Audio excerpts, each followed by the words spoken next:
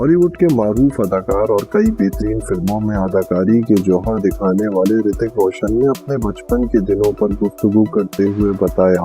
کہ ان کے اسکول کا زمانہ بہت تکلیف دہ تھا۔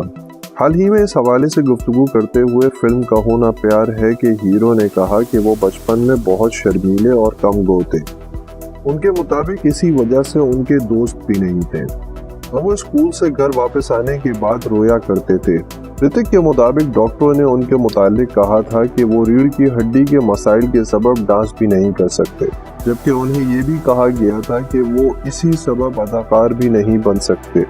جس کی وجہ سے وہ مزید صدمے کا شکار ہو گئے تھے۔ واضح رہے کہ رتک نے اسی زمانے میں متعدد فلموں میں بچوں کا کردار ادا کیا، جن میں آپ کے دیوانے اور بھگوان دادا شامل ہے، جبکہ بڑے ہونے کے بعد انہوں نے اپنے بالی ووڈ کیریئر کا آغاز 2000 کی فلم کہو نا پیار ہے سے کیا، جس میں امیشا پٹیل ان کے ساتھ ہیروئن تھی۔ ان کی حالیہ ماہو سال کی فلم میں وکرم ودے ہے، جس میں وہ سیف علی خان اور رادھیکا آپتے کے ساتھ شامل ہیں، جبکہ ان کے آئندہ آنے والی فلم فائٹر ہے، جو کہ 2024 میں ریلیز ہوگی، جس میں وہ دیپیکا پڈوکون اور انل کپور کے ساتھ نظر آئیں گے۔ مزید خبریں جاننے کے لیے ہمارے چینل کو سبسکرائب کر لیں۔